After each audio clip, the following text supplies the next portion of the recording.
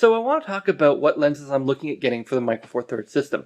It's such a mature system. There's a lot of options out there, but also because it's such a mature system, there's definitely some good lenses and some not so good lenses to consider. Now, the lenses I'm going to talk about in this video are for my use case, but I'll go through and explain why I'm considering buying which lens and whatnot as I try to sort of expand my lens content. Now, one big thing I need to mention before we get into what lenses I'm going to purchase is that I actually own a lot of vintage Nikon lenses, like a lot of them, like a whole shelf full of them. And because I own these Nikon vintage lenses, I can use a speed booster to basically adapt this to Micro Four Thirds and get some really, really low light, manual focused lenses. So the lenses I'm looking at buying are more for photography than videography, even though you can use these lenses for both purposes. From the video side and manual focus, I'm covered. So let's get into the first lens I'm looking at buying, 7.5mm Laowa. Now, main reason I'm buying this lens, super wide, just crazy wide. It ends up being about a 15mm on full frame, and there are no lenses that are wider than that are really affordable. I think there's a 6mm version, but that comes in at like $1,000. So 7.5 it is, pretty simple, wide rectilinear lens for that landscape shots, for pretty much anything I'm going to need super wide. Maybe if I'm vlogging with the camera, it's a lot lighter. It's a very light lens, and as long as I get the focus about right, stop down the lens, it'll work in that purpose. The next lens I want to get is the 10-25 f1.7 from Panasonic.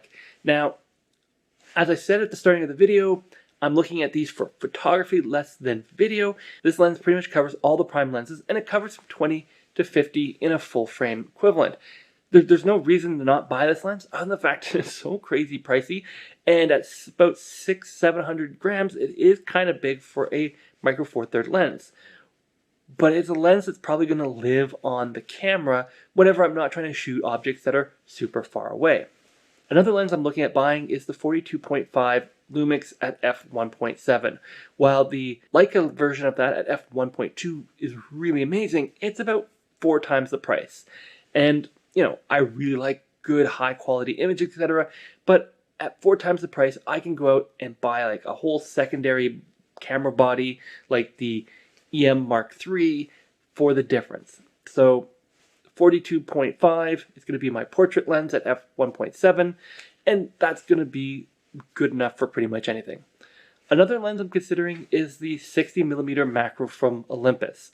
I've heard some really good stuff about this lens. It ends up being about 120 equivalent in full frame, but it has that macro capability. It becomes a very usable lens that you can end up taking macro from quite a distance away, coupled with the stabilization, like especially the IS boost on the Lumix cameras that are designed for tripod shots.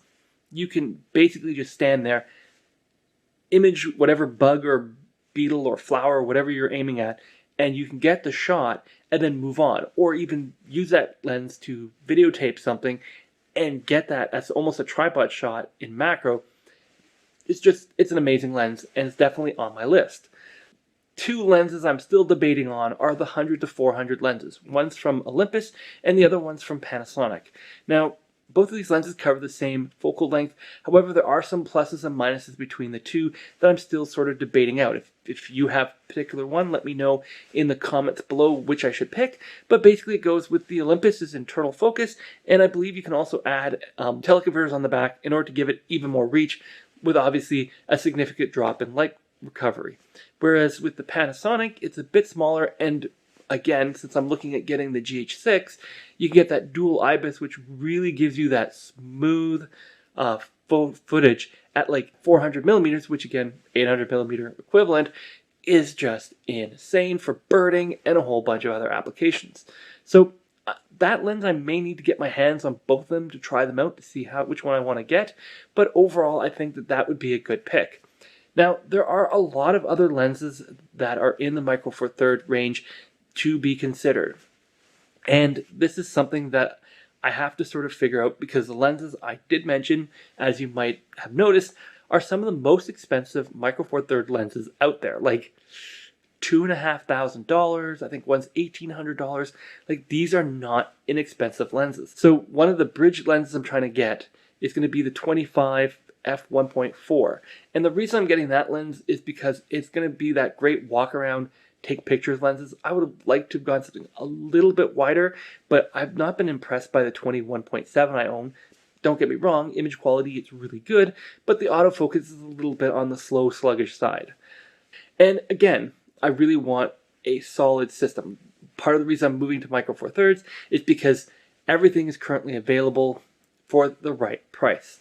Now, if you think there's a lens I have missed that I should really consider, that diamond in the rough, please let me know in the comments below. And if you have experience with one or two of these lenses and you're like, oh God, you don't want to buy this lens because, you know, marketing versus real usage, let me know as well. And as always, hit the like button and subscribe because I'm getting that camera really soon. And when I do, I'm going to make a ton of content on it.